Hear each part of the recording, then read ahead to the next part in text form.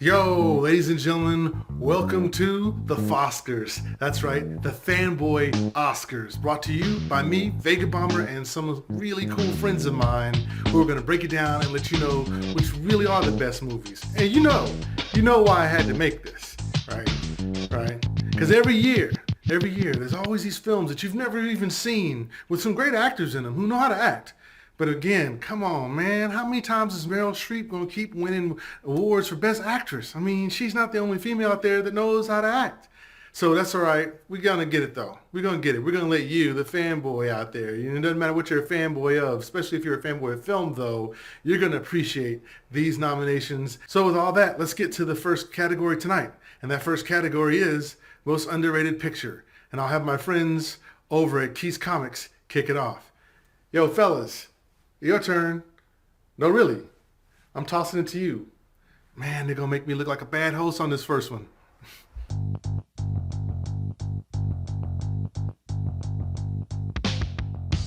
How you doing, guys? I'm Jesus from Keats Comics on East Mockingbird. Join us on Facebook, and I'm always here most of the time on East Mockingbird. My category is Most Underrated Films, and the nominees are Chef, a movie about eating. 2, Begin Again, a movie about music. 3, Snowpiercer, Snow and Captain America. 4th is Get On Up, funky music.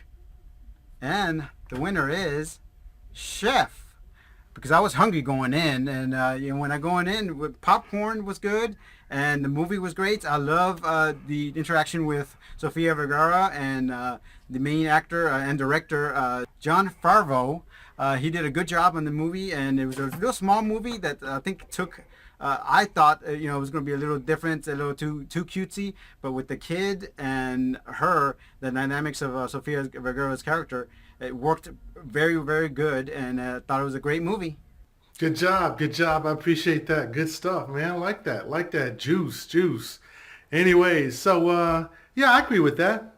Underrated film, Chef. Chef definitely is the best movie this year that you probably didn't see. It's kind of funny because superhero films are so widespread, and you can tell why. I mean, did you notice all the nominees? I mean, Chef wins. It's a movie that has both Robert Downey Jr., Scarlett Johansson, and Jon Favreau in it, and it beats Begin Again, which has Mark Ruffalo, the Hulk, in it, and they also beat Snowpiercer, which has Chris Evans, Captain America, in it, and they also beat out Get On Up, which has Chadwick Boseman, who's going to be the Black Panther in the Black Panther film, soon to come in 2017, I believe. But anyway, on to the next category, I say. On to the next category. And that next category is Best Soundtrack and Score. I like this. Love me some music. So take it away, Dallas Vintage Toys. You're up next. Handle it. What's up, guys? Matt at Dallas Vintage Toys. For the next category, I got a co-presenter here, me and Han Solo and Carbonite. So we're going to bring to you together the best soundtrack score at the movie awards. The first is going to be from Whiplash. Number 2, Gone Girl, Ben Affleck's little gem. Number 3, the one I'm rooting for, is Guardians of the Galaxy, the awesome mixtape. And 4 is Get On Up. And the winner is... we didn't make it. We didn't make it, Han. It's Get On Up, James Brown. Yeah. No, actually, that's a really good pick.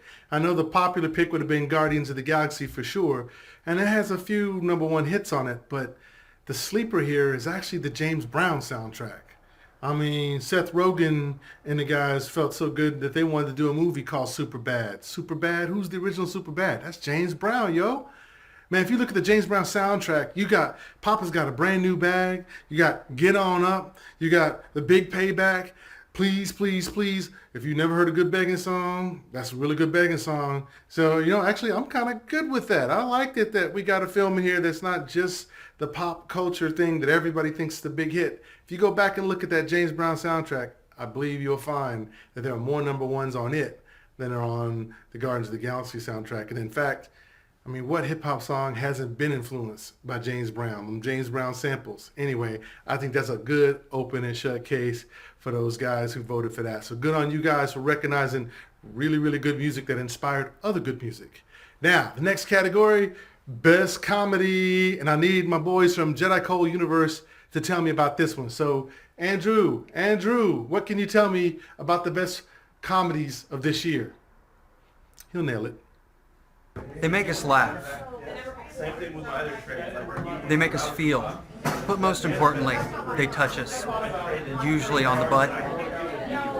Your nominees for Best Comedy are Neighbors, Top 5, 22 Jump Street, Let's Be Cops, and Think Like a Man 2. And the winner, I don't have the envelope, I'm just going to make this up. It's a tie between Top 5 and 22 Jump Street, ladies and gentlemen. Channing Tatum. He's not here. I'm sorry. I got him. Wow, a tie. Yeah, well, I guess that sometimes happen, but that would be tough though. I mean, clearly the forerunner on that one was going to be either Neighbors or 22 Jump Street, but Top 5, the Chris Rock film, a lot of people still think he's funny. I still think he's funny. Kevin Hart, a lot of people in that. Yeah, I can see that. Top 5 is probably one of Chris Rock's better movies that he's ever done. I mean, he's showing that he's getting away from just those other films that he did that were just, they probably were better left as just short gags than a full-length movie. But yeah, I can roll with that. That stuff has me cracking up. I saw them both, and they both were funny. So I can go with that. All right, so next category, I need my boys from Dallas Vintage Toys. Let me know who was the best hero in film this year. Who was the best hero? Your turn. Take it. What's up, guys? Matt back at DBT. My category is Best Hero. First off, we've got Caesar and Dawn of the Planet of the Apes. We've got Cap himself, Captain America in Captain America the Winter Soldier, and John Wick in John Wick. We've also got Robert McCall, or you know him as Denzel, in The Equalizer. And the winner is, not my pick on this one, Caesar from Dawn of the Planet of the Apes. Man, that's a tough category. Best hero, when most of the films have a lot of superheroes and protagonists today, which they should have a protagonist because then that'd really be a depressing movie, right? But anyway, yeah, that's pretty tough. I mean, between Captain America, which nobody thought was going to be as good as it was. I mean, the first Captain America was just so-so, but they took it up several notches this year. So Cap, that's tough, but I agree. Caesar, definitely. Apes on horses with guns. I still remember some of that cinematography in that film. Yeah, I'm good with that. I'm good with that. All right, surprise hit film. Take it away, Michael. Back to Keith's Comics we go.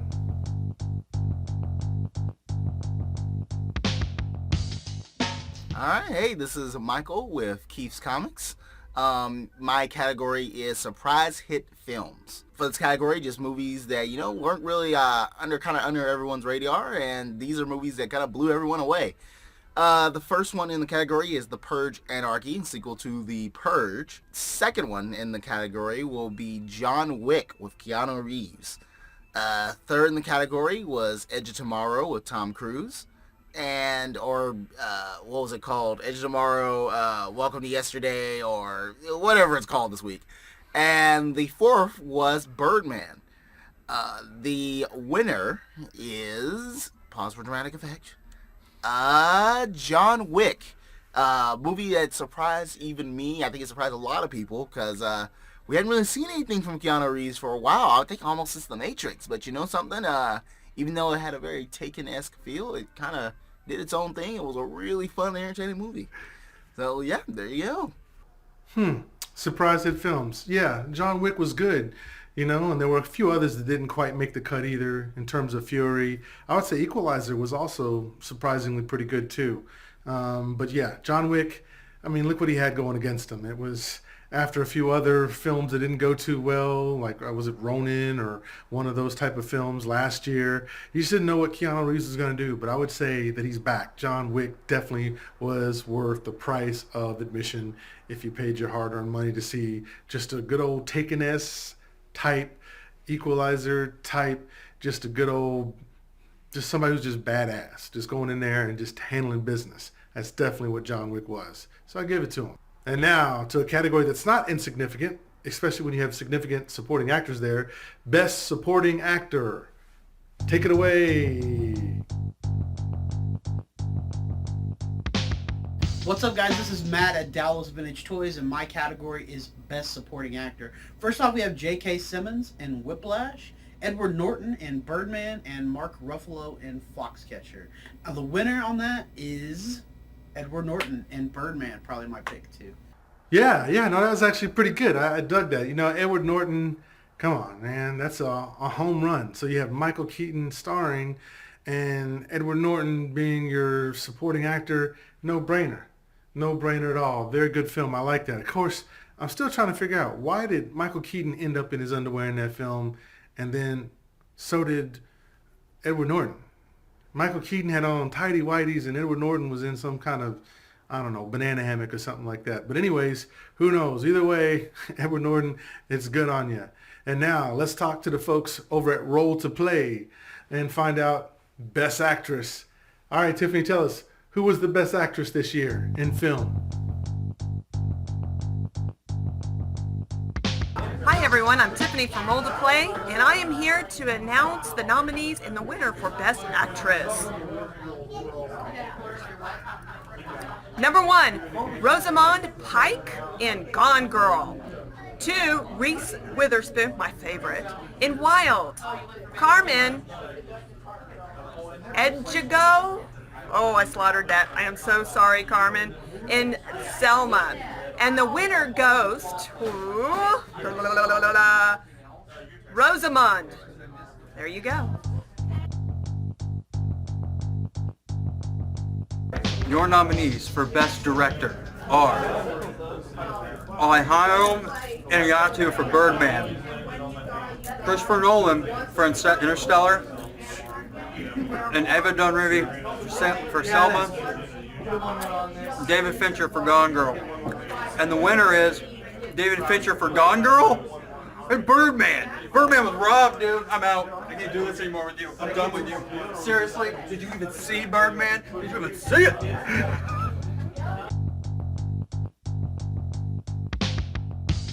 Hello, this is Jedi Cole Houston here, representing the Jedi Cole universe and the Rancor Pit and the Rancor Pit Live here in the Deep Ellum on Air Studios with my Rancor Pit Live co-host Eddie Medina. How's it going, everybody? And we are here to present Best Actor for a feature film for fanboys. The fanboy choices, from what I understand. Yeah, for the fanboy Oscars. And C-3PO here will be filling in for Oscar in this case. The O and 3PO being Oscar. And our nominees are Jake Gyllenhaal for Nightcrawler, not about the X-Men character. I'm shocked at that. I thought it was a spin-off. I felt ripped off.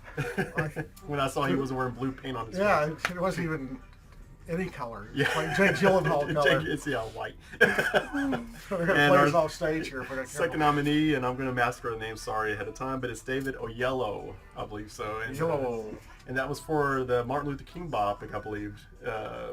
Selma. Selma, there you go. Yeah.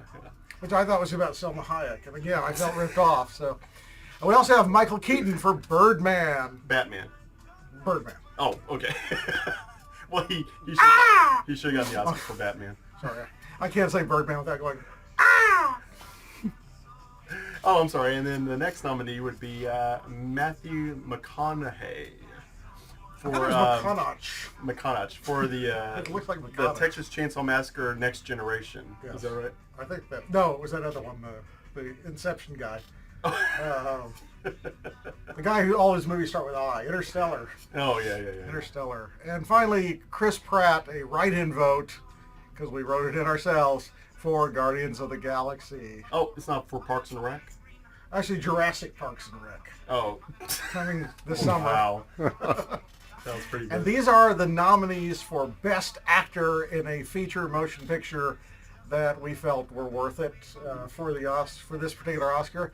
And on behalf of Vegabomber, we will announce together. Oh, I got the envelope here. And the winner is? Oh, I was going to read it like Betty Davis style. I just got to read it to myself. Sorry. And the winner is Jake Gyllenhaal for not being in the X-Men. And be sure and check us out at AllCon 2015, all-con.net, allcon.net. We'll be there in, the 12th through the 14th, 12th through the 15th, rather. in Addison, Texas. Go check it out and look for us there. Yo, it's your boy Bomber. Yeah, you knew I wasn't going to miss on this one, did you? The Foscars? Seriously? Come on now. Let me tell you what my category is. My category is Best Picture. And the nominees are Birdman. Movie with Michael Keaton. You know, Edward Norton fighting in his tidy whities or whatever it was he was wearing, the Speedo inspired stuff, whatever. Yeah, okay. That says plenty there. Number 2, Gone Girl. This was Rosamund Pike and the new jacked up Ben Affleck, who we're going to see in Batman v Superman. Still excited about that one. Also, Selma, the David Oyelowo and Carmen Ejogo as Mr. King and Mrs. Coretta Scott King. Yep. Tracking with that. David Oyelowo, been in a lot of movies. Interstellar, Rise of the Planet of the Apes.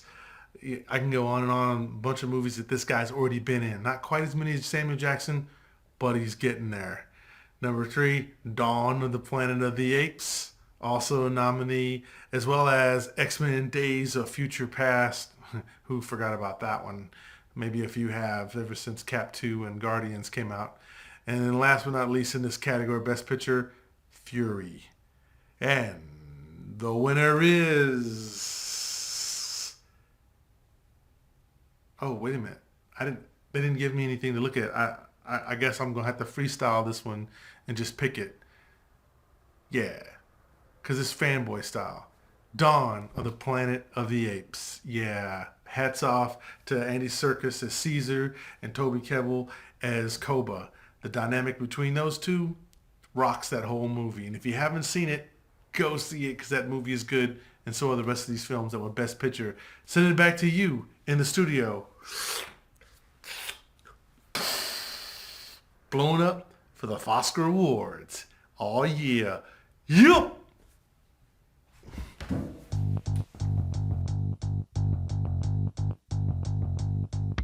I am Tiffany with Role to Play, and I beg to do this category.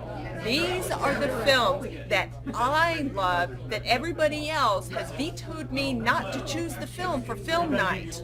These are the garbage films. These are films that only Tiffany likes. So we're going to go through the nominees. We have Transcendence. That's that Johnny Depp one. I actually like that one. We also have Transformers. That's the one that my son and I both loved. We loved this film. Then we have Dracula Untold. I want to watch that one. It's on my category. I haven't seen it yet. And I, Frankenstein, yes, I have watched I, Frankenstein and enjoyed it. You won't, though, let me tell you. Annabelle is the next one. And the winner is... Annabelle?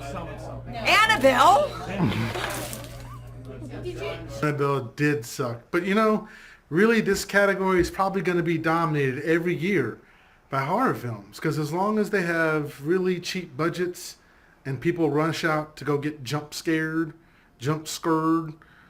then these movies will keep being made because they're cheap to make and you don't really have to hire any high-end actors or actresses in them.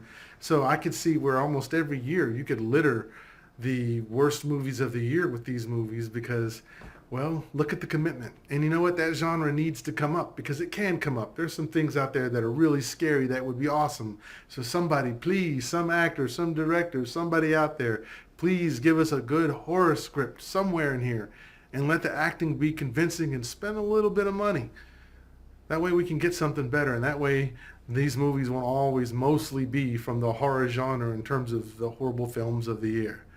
Well, anyway, kids, I'm glad you guys stopped along and watched this with me, Bomber. This is the first year putting together the Foscars, as you know, the Fanboy Oscars. And I want to thank all the contributors today, all my boys. Where would we get by without my boys, right? And my girls, right? So Dallas Vintage Toys, shout out to Dallas Vintage Toys, Jedi Cole, Roll to Play, Keith's Comics, Andrew from Hey Kids Comics, also with the Jedi Cole universe, like myself.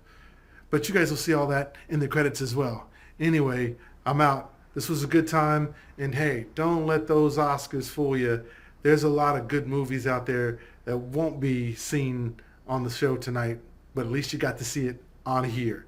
Hey, do you agree? Do you disagree? Do you like this and you want to see more content like this? Subscribe, baby, subscribe. We put all kinds of content like this together all the time. Well, my name isn't Vegabomber. Anyway, I'm out. Shirt grab, Superman, Clark Kent time. I'm out. Da da dee da da.